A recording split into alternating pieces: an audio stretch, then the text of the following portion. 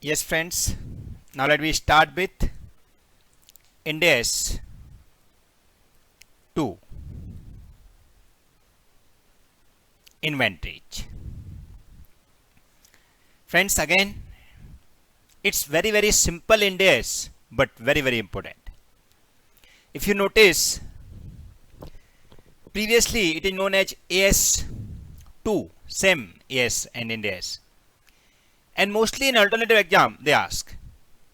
So friends, it's very important Ind AS. Now what is inventory? So from beginning we learned, friends, inventory include finished goods, raw material or WIP, right? So friends, definition or introduction you can write held for sale in ordinary course of business. Held for sale in ordinary course of business is known as finished goods. In short, we will say FG, finished goods. Second, in the process of production for such sale.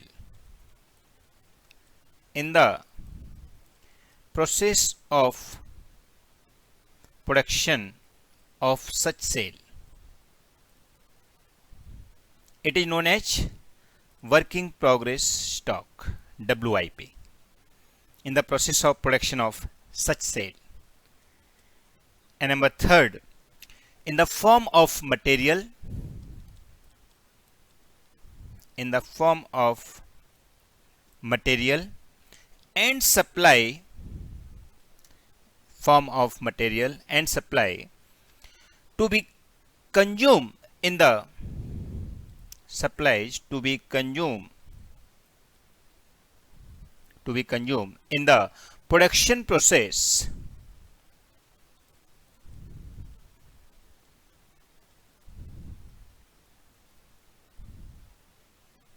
consumed in the production process or in the rendering of services or in the rendering of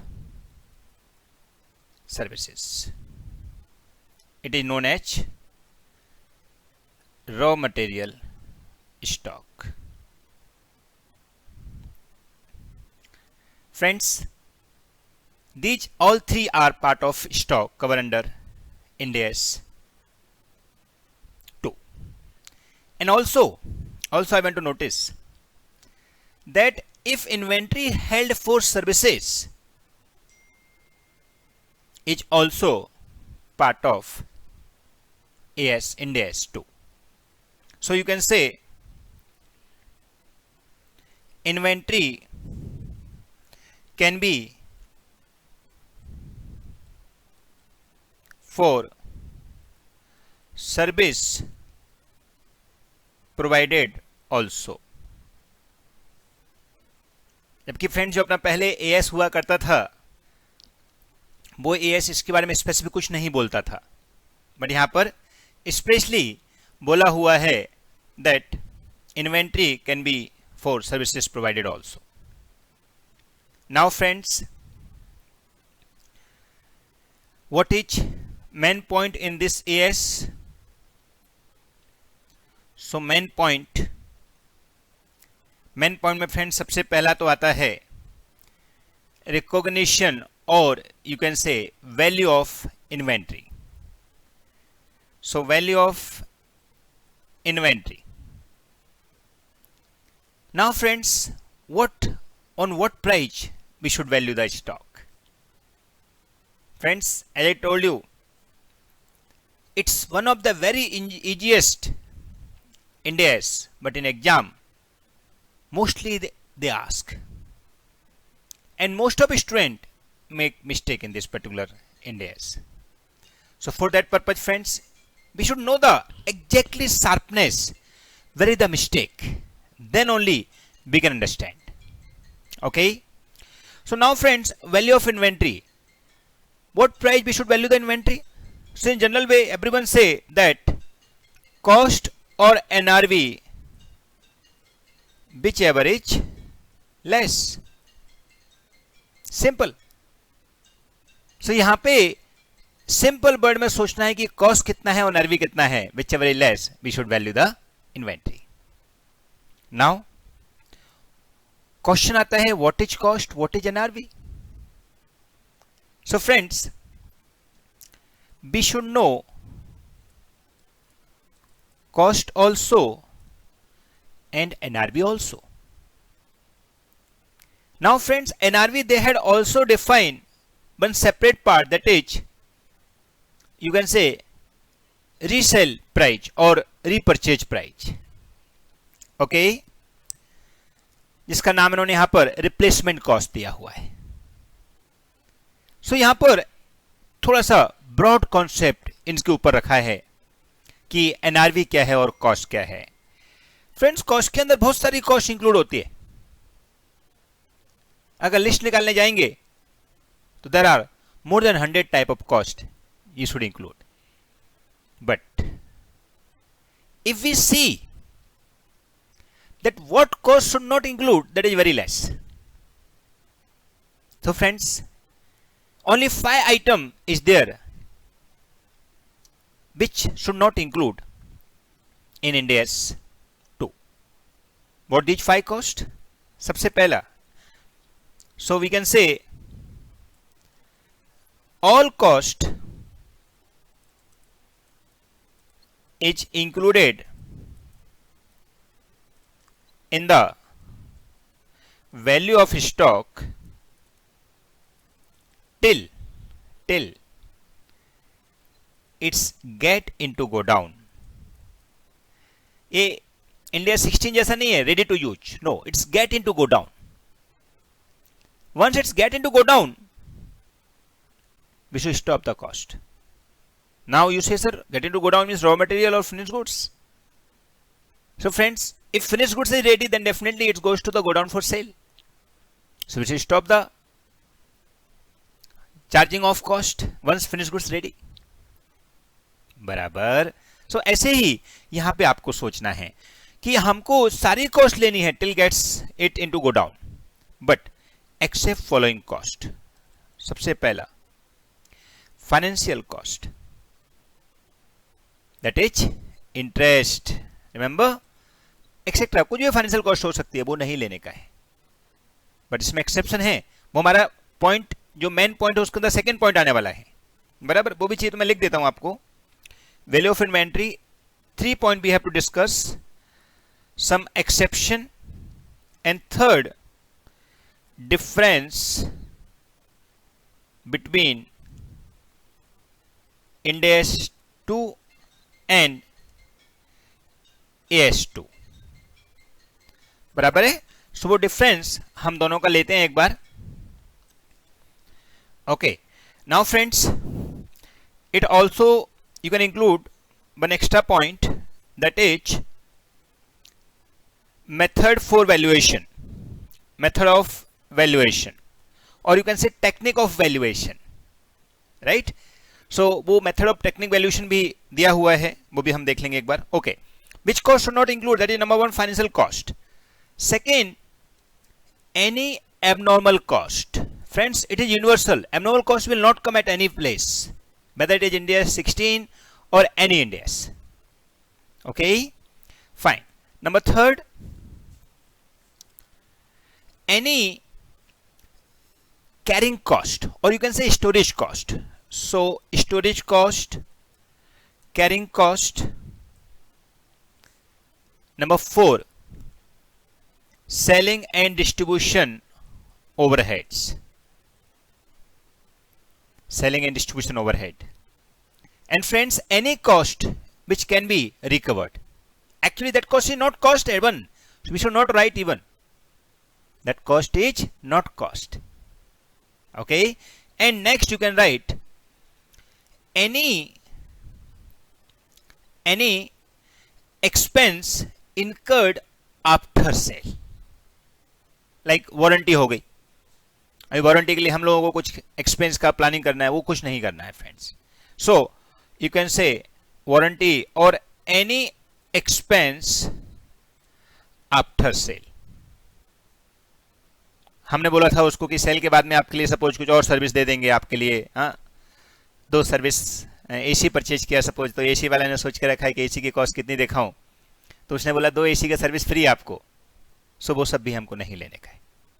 okay, so bar repeat करेंगे friends, कौन कौन सी cost नहीं लेनी है। Yes, सबसे पहला financial cost, then any abnormal cost, then any selling and distribution overhead, next storage cost और carrying cost, and last any warranty or any expense after sale.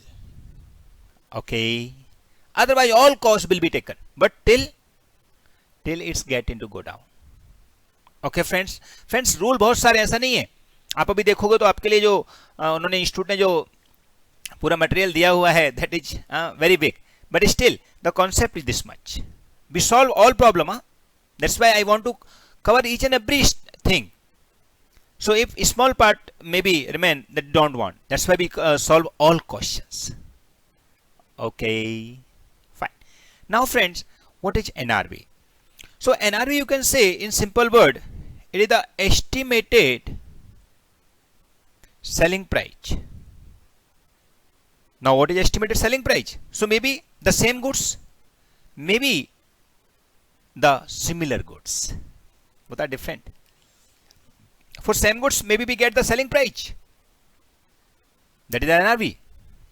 But if selling price is not available, then similar type of goods is become NRV.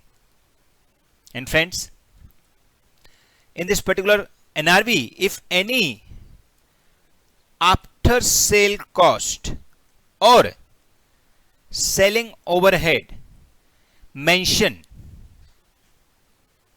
then it should be subtract. Then it should be subtract, friends. What type of cost? So for example, just I want to say you NRV.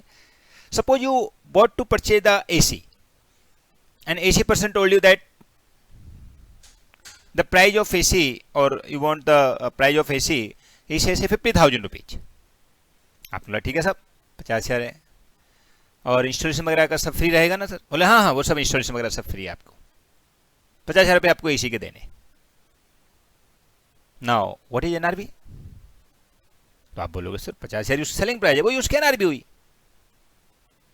लेकिन just ऐसे ही fun के लिए आपने उससे बोला कि sir आपके यहाँ पर इंस्टॉलेशन फ्री है, तो इफ़ यू डोंट माइंड, तो मेरा एक घर पे भी एसी पड़ा हुआ है, प्लीज अपने बंदे से बोल के एक बार लगवा दीजिए ना, फ्री है ना आपके लिए इंस्टॉलेशन। आपने भी बोला, आपने इंस्टॉलेशन फ्री है,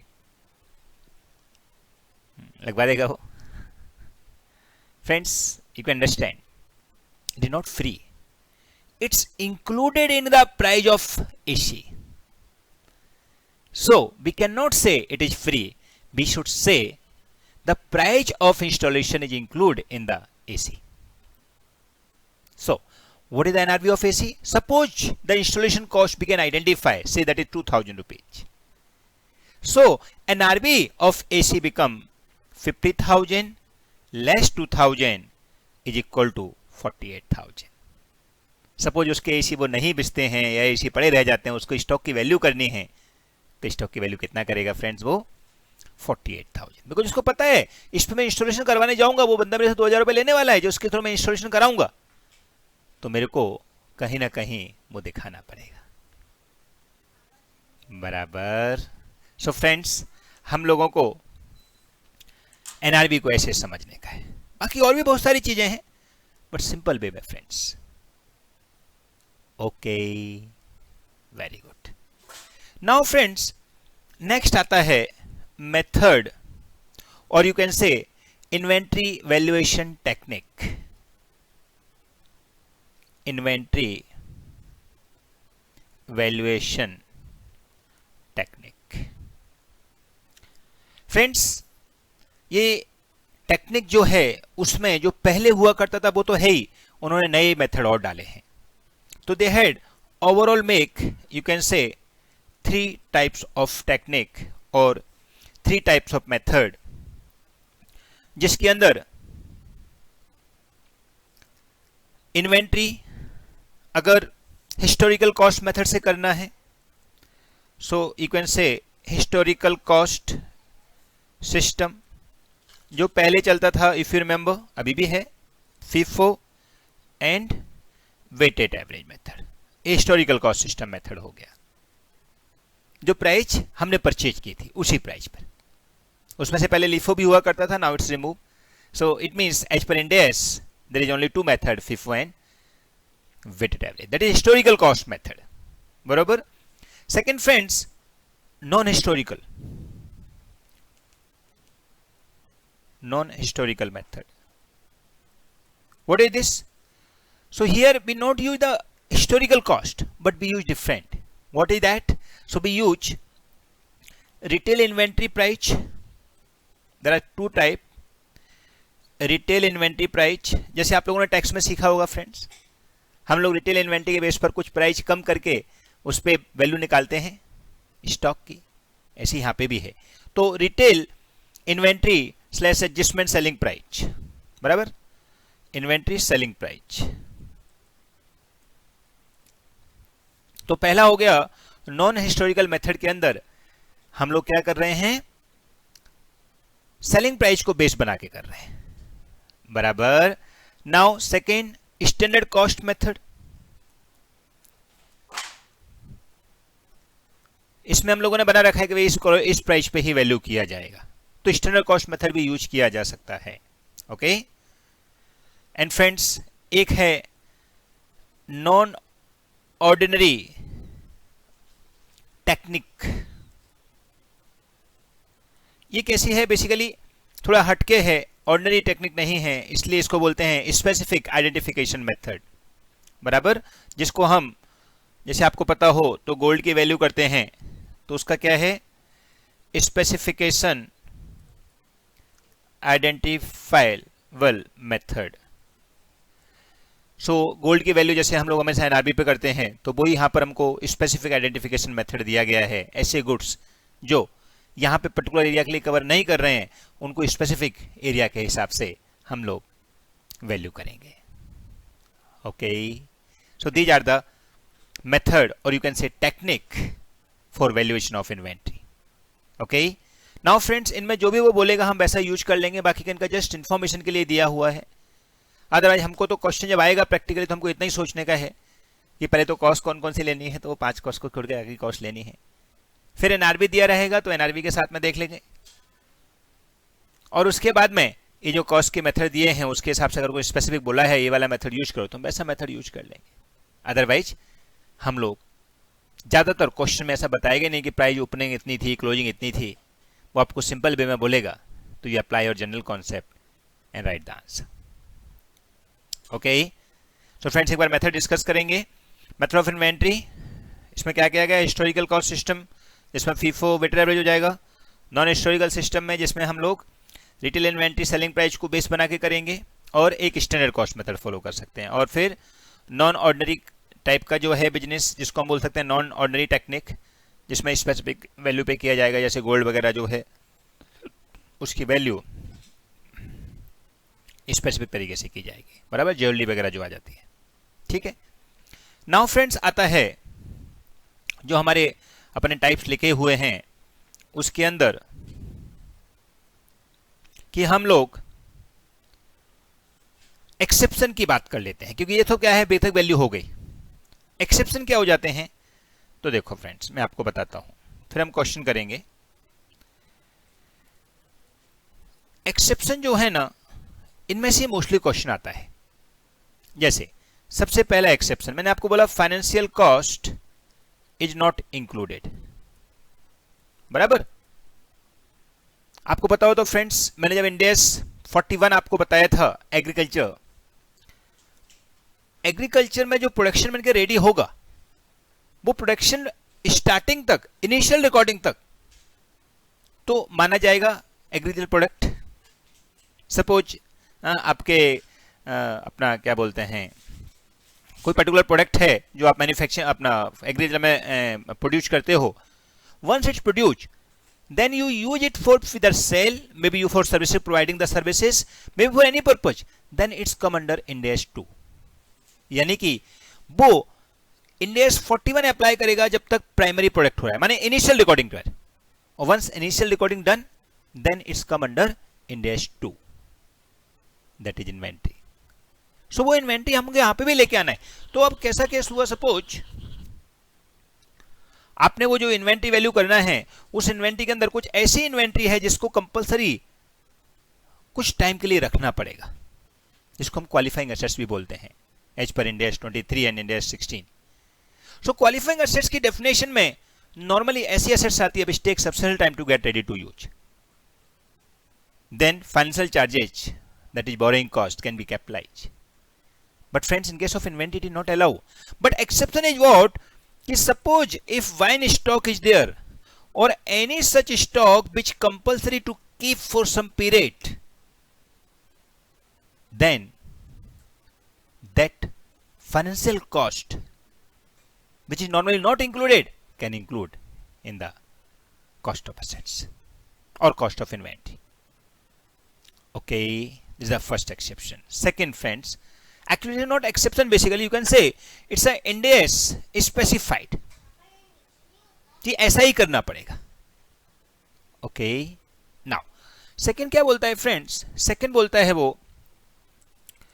कि if stock of raw material and finish goods both are given, दोनों स्टॉक दिए हुए हैं,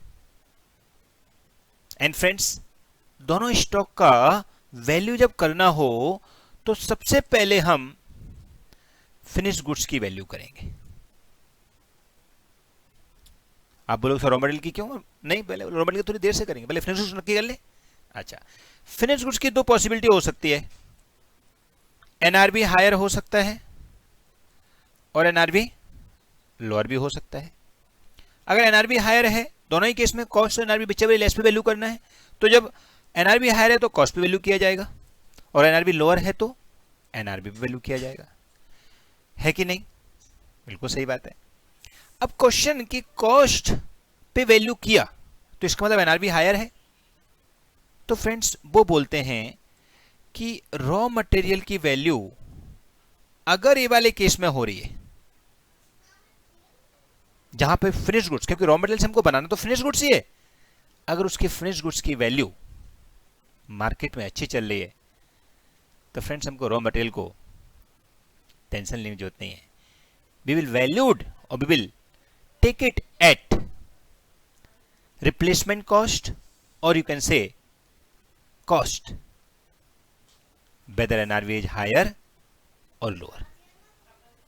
सो friends, if raw material price NRV is higher or lower but still be valued at cost if finished goods NRV is higher. And friends, reason is simple, our objective is to make the finished goods, not to sell the raw material. We are held it for the production or services, rendering the services, but not for sale. तुम्हारा selling product and product अच्छा चल रहा है तो चलने दो ना बिंदास, हमको कोई तकलीफ नहीं है, बराबर। ओके, नाउ फ्रेंड्स आता है second part. Suppose finish goods का एनआरवी लेस है तो फिनिश गुड्स का एनआरवी वैल्यू भी किया जाएगा, बट ऐसे केस में रॉ मटेरियल को कॉस्ट के बजाय दे यूज रिप्लेसमेंट कॉस्ट और कॉस्ट। ना आप सब लोगों से रिप्लेसमेंट कॉस्ट ही नहीं, replacement cost is NRB, but for raw material the specific word used replacement cost. Then what is the difference between NRV और replacement cost? Replacement cost means repurchasing cost. उसको दोबारा खरीदने जाएं तो क्या प्राइस मिलेगी, that is called replacement cost. So replacement cost और NRV whichever is less पे वैल्यू किया जाएगा, किसको? रॉ मटेरियल को। एंड उससे पहले आपको बता दूं finish goods remain same, finish goods में कुछ भी चेंज नहीं है। ओके, सो फिनिश गुड्स का वैल्यू फ्रेंड सेम हो गया और cost and RV whichever less both case में, लेकिन फिनिश रॉ मटेरियल का स्टॉक जो है we have to check with finish goods. If finish goods raw material finish goods price is high then raw material value always at cost, that is historical cost, but if it's NRV is finished goods NRV is less, then finished goods value at NRV, but in this case raw material will be valued at replacement cost or actual cost, whichever is less. Okay and friends, ऐसा क्यों करते हैं भी बता दूं आपको कि finish goods जब हमारा हायर चल रहा है गुड्स में, तो हमको टेंशन नहीं है रॉ मटेरियल का भाव ज़्यादा हो या कम हो. Okay, so these are the exception friends.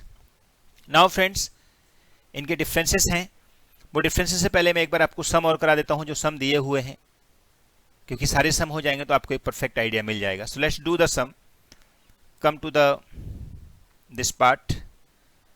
And friends, ये आप ऑनलाइन ही डाउनलोड करना, हो सकता है आपके पुराने मॉड्यूल में भी दिया हो ये, लेकिन कैसा है, they had change many changes they had made recently.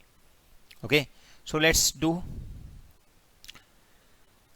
illustration number 1, page number 9.8. What they say? When a trading company purchase car from several countries, okay, and sell them to Asian countries, okay, during the current year, this company has incurred following expenses. ठीक है, क्या क्या expenses हैं? सबसे पहला, trade discount on purchase. Definitely ये minus करना चाहिए हमारी कॉस्ट में से. ट्रेड डिस्काउंट है, हमने उसमें भी किया था, आपको याद हो तो इंडिया 16 में भी किया था. Handling cost related to import, ये भी लेना चाहिए. सैलरी ऑफ अकाउंटिंग डिपार्टमेंट, नहीं फ्रेंड्स, ये अकाउंट डिपार्टमेंट की सैलरी सब तो एक्स्ट्रा खर्चे होगा, लोकेटेड वाले खर्चे हो गए, ये नहीं लिया जाएगा. Sales commission paid to sales agent, ये तो सेलिंग एक्सपेंस हो गया. आफ्टर सेल वारंटी कॉस्ट, ये भी आफ्टर सेल एक्सपेंस हो गया. इंपोर्ट ड्यूटी लेना चाहिए. Cost of purchase based on supplier invoice, freight expense लेना चाहिए. इंश्योरेंस ऑफ परचेज लेना चाहिए. Brokerage commission paid to the indenting agent, ये भी लेना चाहिए, एजेंट को देना पड़ेगा. तो evaluate which cost are allowed by Ind AS 2 for inclusion in the cost of inventory in the books of venue. तो फ्रेंड्स, कौन कौन सी कॉस्ट लेनी चाहिए? तो सिंपल लिखना कैसे है आंसर? तो answer will be the same way answer to question number 1. Step 1 याद है ना? Yes, as per Ind AS 2 inventory saying that we should include all cost into the inventory till it's get into go down, but excluding following 5 cost. कौन कौन सी friends? Abnormal cost, financial charges, godown rent, selling and distribution cost, any cost after sale like warranty, etc. And friends, I am writing just in fast way only, because these things you can also write. Okay, I am saying also with that. Now step number 2, where we have to explain the present question. What present question? In question they say that they purchase car from different countries and sell it to Asian countries, right? And they gave many cost. Now see, finally all 3. All cost should be capitalized, that is value of inventory. Actually you should not use word capitalize. All cost should be included in the value of inventory, that word you should use. Except, so कौन कौन से नहीं लेने हैं friends, वो एक बार देख लेते हैं अपन जरा. Except ट्रेड डिस्काउंट लिया जाएगा, यस. हैंडलिंग कॉस्ट लिया जाएगा. सैलरी टू अकाउंट स्टाफ नहीं लिया जाएगा. 3, salary to commission paid to sales agent, ये भी नहीं लिया जाएगा. आफ्टर सेल वारंटी, ये भी नहीं लिया जाएगा. तो 3 4 5 हो गया। देन इम्पोर्ट ड्यूटी लेंगे, कॉस्ट ऑफ परचेज लेंगे, फ्रेट लेंगे, इंश्योरेंस ऑफ परचेज लेंगे और ब्रोकरेज लेंगे, बराबर। तो खाली कौन कौन सा कॉस्ट ले जाएगा? 3 4 5। So you can write except 3 4 and 5 number, right? That is after sale expense or allocated cost, बराबर। so that is the answer we have to write. Is it clear, friends? Perfect.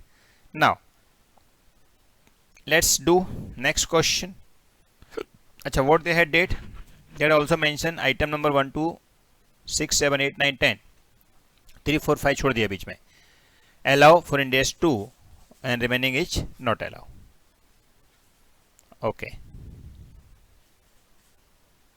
Now question number 2 friends, ये बहुत बड़ा question है. In a manufacturing process of Mars Limited, one byproduct BP emerge besides two main product MP1 and MP2 apart from scrap.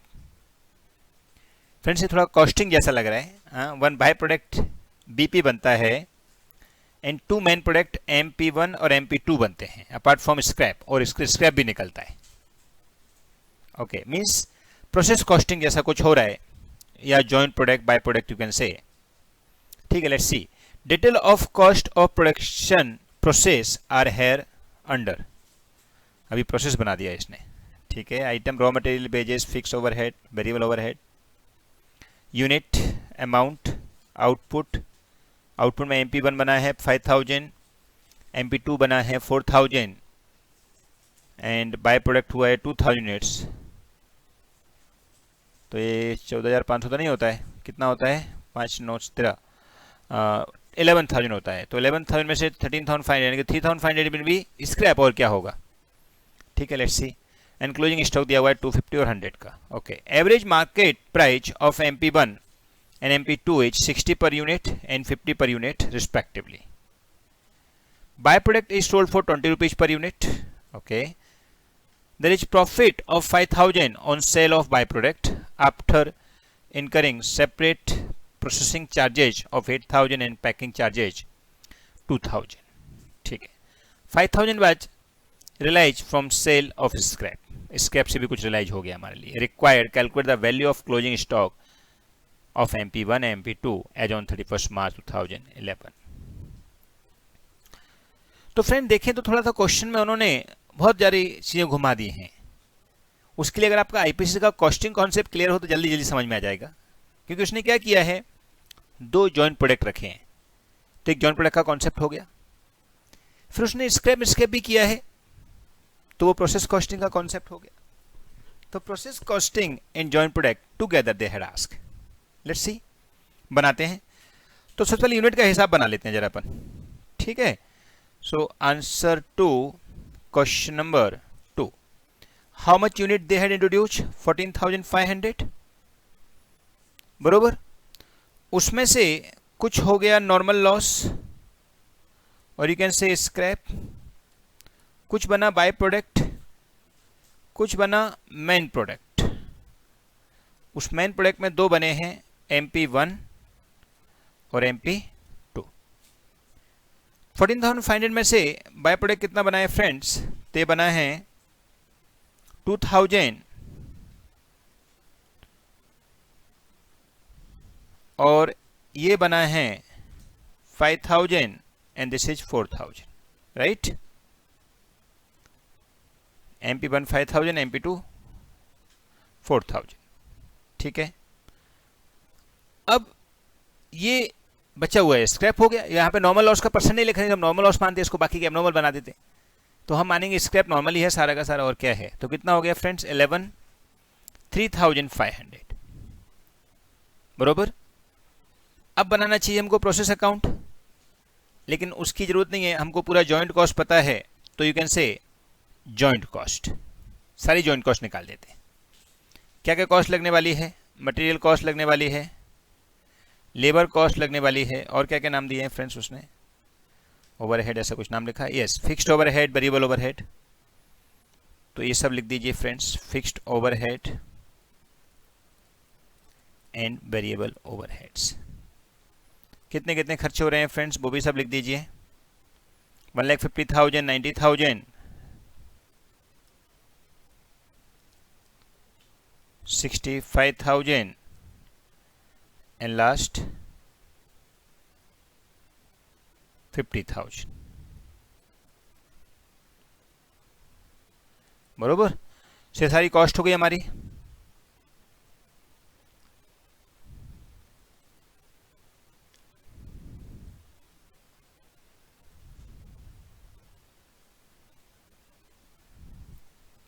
कितना हो गया, 25,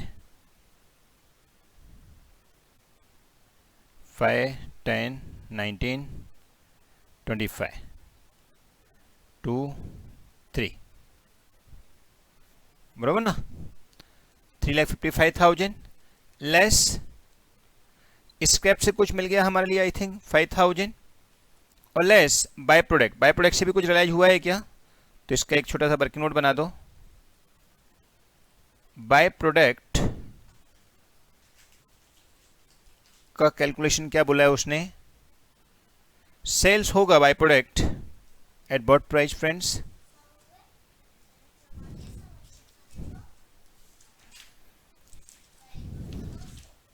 yes, very good friends. So now sales कितना है, they say 2,000 by product is produce at the rate of 20, so 40,000 रुपये हमको मिल जाएगा। Less expense कितने हो जाएंगे, तो सेपरेट एक्सपेंस है यहाँ, सेपरेशन ऑफ एक्सपेंस कितने हैं, ही से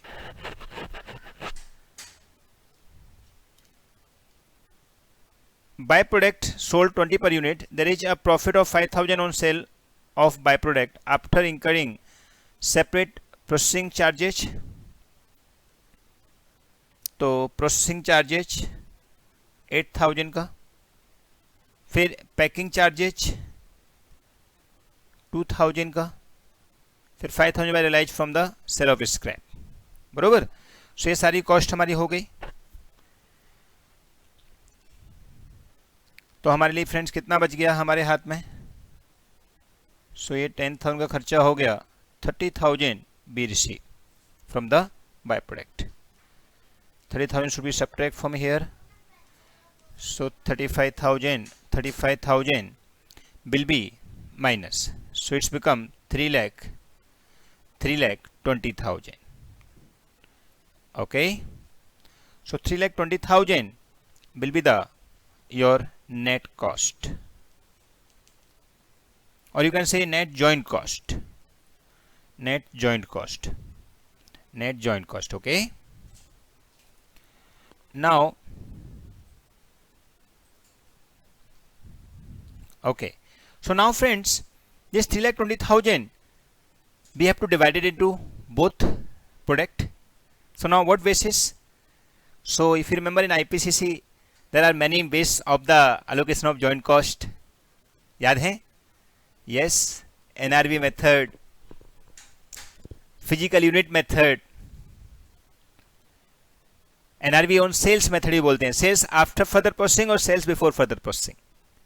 सो फ्रेंड्स यहाँ पर क्या पॉसिबल है, so they say selling price of product is given, so now we make allocation of joint cost, that is 3,20,000 on the basis of sales value, बरोबर। so main product 1, main product 2, what is the selling price per unit, H 60 and 50, what is the unit, unit is 5,000 and this is 4,000, so how much sales value, 3 lakh, this is 2 lakh, बरोबर। therefore ratio A ratio हो गया 3:2, so 3,20,000 into 3/5, and this is 3,20,000 into 2/5.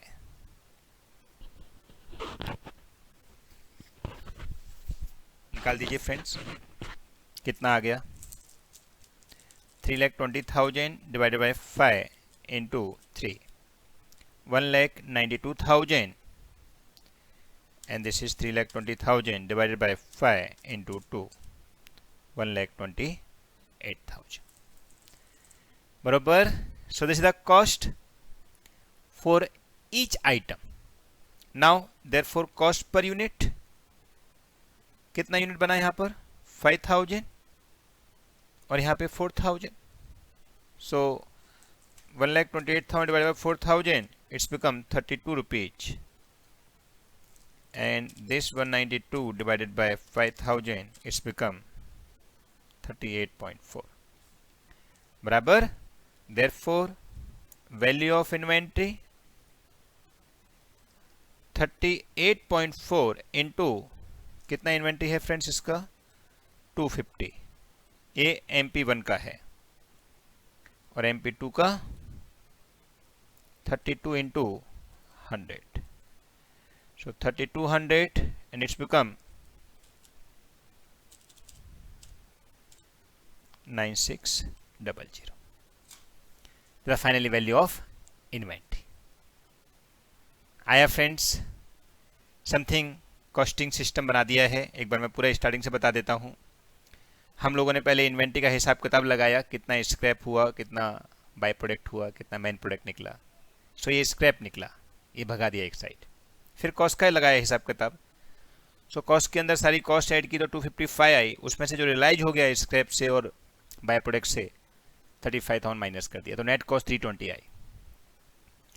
ये by product की cost कैसे आई वो भी detail में बताई यहाँ पर. सेल 40,000 का किया, खर्चा इतना किया, तो 30,000 डायरेक्टली हमारी पॉकेट से रियलाइज हो गया. फिर 3,20,000 को रिस्टू में बांटना है. अब कौन से वे पे बांटें ऐसा लिखा नहीं है, तो वेस्ट वैल्यू NRV मेथड होता है, या आप बोल सकते हो सेलिंग प्राइस मेथड होता है. तो हमने सेलिंग प्राइस यूज कर लिया 60 रुपीज़, 50 रुपीज़, और यूनिट है इतनी इतनी, तो इस हिसाब से हमने रेशियो बना लिया. उस रेशियो में जॉइंट कॉस्ट को अलोकेट किया, जॉइंट कॉस्ट अलोकेट हो गया तो जॉइंट कॉस्ट आ गया, डिवाइड बाय कितना प्रोडक्शन किया है, डिवाइड दे दिया तो पर यूनिट का कॉस्ट आ गया. This is cost per unit. Now cost per unit का क्या किया हम लोगों ने? नंबर ऑफ यूनिट के साथ डिवाइड कर दिया, मल्टीप्लाई कर दिया, we get the answer. Okay, let's check friends, इन्होंने भी किया होगा.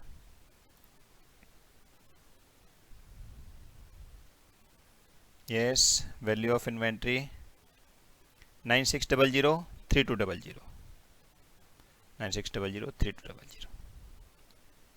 Okay friends, perfect. So these are the value of inventory. Okay, और भी कुछ दिया है. यस, ये कुछ दिया हुआ है. FIFO method weighted average method से बनाने को दिया हुआ है फ्रेंड्स. सो वो आप बना सकते हो. FIFO मेथड रहेगा तो पहले फर्स्ट इन फर्स्ट आउट होगा, बराबर, तो उसके हिसाब से वैल्यू कर सकते हो. इसका भी आपको चाहिए तो मैं थोड़ा सा एक्सप्लेनेशन दे देता हूँ इधर ही आपको. Mercury Limited usage a periodical inventory system. The following information related to 2011-12. Date, particulars, unit, cost per unit, total cost. अप्रैल में, मई में, सितंबर में, फरवरी में. पर्टिकुलर में इन्वेंट्री, परचेज, टोटल, सब परचेज ही किया है. Cost, total cost. Physical inventory as on 31 March 2012 400 units. तो ये 400 यूनिट्स में 350 और ये लास्ट का 400, अगर हम FIFO मेथड फॉलो कर रहे हैं. Calculate the ending inventory value and cost of sale using FIFO and weighted average. तो फ्रेंड्स कैसे निकालेंगे? सिंपल, 350 की 14 वैल्यू हो जाएगी और बची हुई 50 की 12 वैल्यू हो जाएगी अगर FIFO मेथड फॉलो कर रहे हैं तो. सो कितनी इन्वेंट्री हो जाएगी? 350 इंटू 50 14 और 50 इंटू 12, सो हो गई 5500. एंड टोटल कॉस्ट है 12,250. उसमें से 5500 चला गया तो कॉस्ट ऑफ गुड्स सोल्ड आ गया. समझा कि नहीं? यस. सो ये हो गई हमारी. You can calculate also if you want. Cost FIFO के हिसाब से सबसे पहले 450 लास्ट की यूनिट बची हुई है हमारी, बराबर कि नहीं? इधर ही देख लो ना फ्रेंड्स, उसमें क्या फ़र्क पड़ता है। 350 है, 450 नहीं है फ्रेंड्स। 350 यूनिट बची हुई है एट द रेट ऑफ 14, और 50 यूनिट हम ले लेंगे उससे पहले वाली, that is eight the rate of 12। सो ये जो वैल्यू आ जाएगी that is 5500, and total purchasing price जो है वो है 12,250। देयरफॉर COGS क्या होता है पता है? Opening stock plus purchases less closing stock, तो दैट इज बिकम 5500 माइनस 12,250, 6750। यहाँ पे ओपनिंग स्टॉक के बारे में कुछ बताया नहीं तो हम मानेंगे अज्यूम निल है, बराबर ना। और ये हुआ फीफो के हिसाब से। नाउ वेटेड एवरेज के हिसाब से कैसे निकाला जाएगा? तो वेटेड एवरेज के हिसाब से हो जाएगा, दिस इज क्वेश्चन नंबर 4। हाँ, वेटेड एवरेज के हिसाब से क्या हो जाएगा फ्रेंड्स?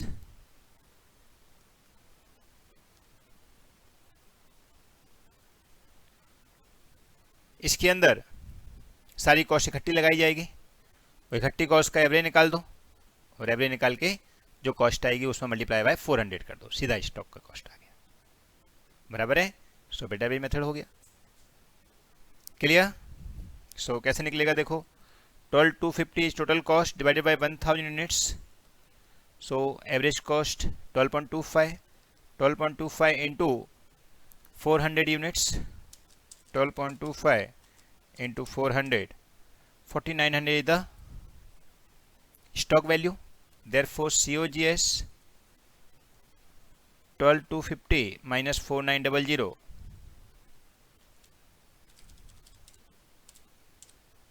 equal to 7350. ठीक है, that is the value of closing cost of goods sold. Okay friends, that's all. ये देखो, you can also check 4750 is the cost of goods sold. Perfect. Now on item basis पर ये stock भी और value निकाली गई है friends, ये भी आप चाहो तो देख सकते हो। Sun Pharma limited is a renowned company in the field of pharmaceutical has the following 4 item in inventory. The cost and net reliable value is given as following. ABCD 4 value दिया हुआ है, 4 टाइप के item दिए हुए हैं, cost दिया हुआ है और NRV दिया हुआ है। तो फ्रेंड्स ये कॉस्ट 2000 का है, NRV 1900, so value should be 1900। B cost which ever is less, right. C cost, D NRV। देखो ये 1900, 5000, 4400 and 2990। Perfect, perfect. Now friends, disclosure. So what we should disclose, make the heading. Acha, before it also difference also we have to write, but before it you write the disclosure also. So disclosure is nothing but we should disclose the all material fact and also any specific item, any exception we had used, that inventory should be valued on this value, that also we should disclose, and any material effect should be disclosed, barabar. And also the inventory classification like inventory of raw material, finished goods, work in progress, production supply, हाँ ऐसा भी कुछ है तो वो भी हमको यहाँ पर स्पेसिफिक दिखाने का है, बरोबर। एंड इसके अलावा फ्रेंड्स अगर कोई स्पेयर पार्ट वगैरह होते हैं तो वो सब हमको इंड AS में कवर नहीं होते हैं, वो इंड AS 16 में कवर होते हैं। तो स्पेयर पार्ट वगैरह के लिए भी यहाँ पर हमको नहीं इंक्लूड करना है, वो कहाँ रहेगा, ये 16 में जाएगा, ठीक है, इंड AS 16 में। Now friends, we use differences, so write the heading differences, last point between Ind AS and AS, that is Ind AS 2 and Ind AS B2, बराबर। So friend, differences they had given significant differences, उसी का हम use कर सकते हैं। जैसे first subsequent recognition, तो friends Ind AS 2 जो है deal with the subsequent recognition, that is cost carrying amount of inventory and expenses, means subsequent amount is deal with the Ind AS 2, but AS it does not provide the same, बराबर। second point, inventory of service provider, So inventory of service provider is included specifically in Ind AS. याद है कि नहीं friends? But specific include in the Ind AS, मैंने आपको लिखवाया भी था, आपको याद हो तो, कि inventory for service provider is included in the Ind AS, but for that the separate guidelines or separate thing is not included in the AS. So you can say Ind AS 2 provides explanation with regard to inventory of service provider. AS 2 does not contain such explanation. So service provider की जो inventory है वो यहाँ पे लिया जाता है, but उसके लिए AS ने कुछ ऐसा बोला नहीं है. फिर मशीनरी स्पेयर, मशीनरी स्पेयर का मैंने अभी भी आपको बताया. Ind AS 2 क्या बोलता है? मशीनरी स्पेयर के लिए स्पेसिफिक एक्सप्लेनेशन नहीं है, एंड वो सेपरेट उसको AS 16 में रखना चाहता है, बट AS ने उसके बारे में थोड़ा एक्सप्लेनेशन दिया हुआ है और कुछ एक्सेप्शन भी दिए हुए हैं. ठीक है. Inventory held by commodity broker traders. So ये जो है कमोडिटी ब्रोकर ट्रेडर्स पे Ind AS does not apply to the majority of inventory और ये सब, एंड ये अप्लाई नहीं होगा ऐसा Ind AS ने बोला है, but this aspect is not there in AS at all. मतलब AS में कुछ बोला ही नहीं है इसके बारे में, जबकि Ind AS ने बोला है कि भाई इस पे सब इंक्लूड नहीं किया जाएगा. So you can read Ind AS 2 does not apply to measurement of inventory held by commodity broker trader who measure their inventory at their fair value less cost to sell. Okay. Fifth number is definition of fair value and distinction between NRV and fair value. Friends, ये मैं आपको छोटा सा point बताया नहीं. जो Ind AS है वो डिफरेंसेस बताता है between NRV and fair value. ये बोलता है NRV जो है वो एस्टिमेटेड प्राइस है, and fair value is estimated but it include some actual fact also. So इसके लिए fair value को ज़्यादा वैल्यू करते हैं जो फ्यूचर में और एक्सपेक्टेड हो सकता है. So Ind AS 2 define fair value and provide an explanation in respect of distinction between net reliable value and fair value. And AS 2 does not contain the definition of fair value and such explanation. ऐसा Ind AS 2 ने नहीं बोला हुआ है. ठीक है. Subsequent assessment of NRV. So friends, again Ind AS provide detailed guidelines about it, but AS does not provide. Then exclusion from its scope, but guidelines given. It is again Ind AS has specified about it, but AS 2 is not specified. फिर cost formula, as per Ind AS 2 required the use of constraint cost formula for all inventory having the similar nature and use of the entity. But ऐसा AS 2 specific provide that formula used to the determine of the cost of an item inventory should effect the fairest possible approximation to the cost incurred in the beginning the item of inventory to their present location and condition. तो friends ऐसा ये differences दिया हुआ है, करीबन 8 point दिए हैं. I have try to explain little bit, जिससे आपको एक आइडिया मिल जाए कैसे करने का है. बाकी का बेसिक डिफरेंस आपको अगर आ गए तो फ्रेंड्स आप याद रखना, न्यू सिलेबस में काफ़ी सारे फैकल्टी हैं, काफ़ी सारे टीचर हैं जिन्होंने इन डिफरेंस पे ध्यान ही नहीं दिया है. और इवन आप अगर देखोगे तो इंस्टीट्यूट भी जहाँ जहाँ डिफरेंसेस नहीं दिए हैं उनको ऐड कर रही है, क्योंकि वो डिफरेंसेस भी आपके एग्जाम में आ सकते हैं. इट इज मोस्टली स्टूडेंट्स सी कि ओल्ड सिलेबस में पूछते हैं इंडिया सी डिफरेंस, बट वो आपके न्यू सिलेबस में हमेशा चलते रहेंगे friends. So use the differences also. Okay, एक थोड़ा सा नोट इसके ऊपर बना देना. आप जो जो डिफरेंसेस बताए हैं मैंने शॉर्ट में लिखते जाना, उन सबका यूज कर लेना. Okay friends, perfect. So with that we finish Ind AS 2 inventory.